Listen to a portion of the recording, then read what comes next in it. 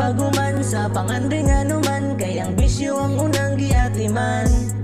Tagay pagtagad sa tanang kaayuhan, maunay realidad sa tanang nakahuman. Pag-ampo sa itaas kay maunay dakong asan, di ganog saligan sa tanan.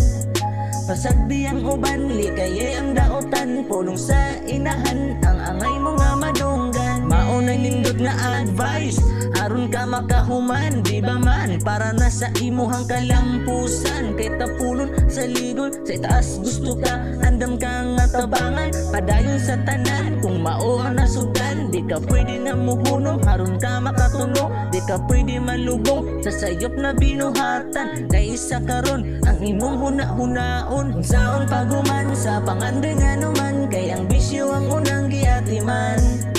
Tagay pagtagad sa tanang kaayuhan, maunay realidad sa tanang nakahuman. Pag-ampo sa itaas kay maunay dakong asan, di ganog saligan sa tanan. Pasagdi ang uban, likay ang daotan, pulong sa inahan, ang angay mo nga madunggan.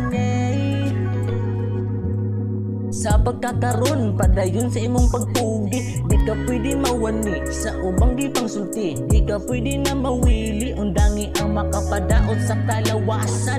Balik sa dagan nga, nindot na kinabuhi, ayon si kabingi, paminawa ang sulti, pagtarong sa tanan, para na sa imong kalampusan. Kay puhon og ikaw makalahos, kung sa uban nga tan-aw paubos, di babos, saksi ang wali pulos, ayon si pamalus, wala kay kabalakan, kapalaran na tanan. Sa gaba sila man ang magsulo sa tanan, importante sa tanan, wala kay gitamakan. Muabot ang panahon, masakses ang tanan, deserve nimo ang kalampusan.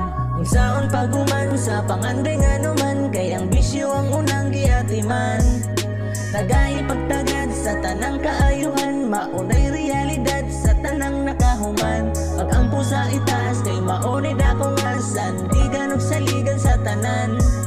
Pasagdi ang uban, likay ang daotan, pulong sa inahan,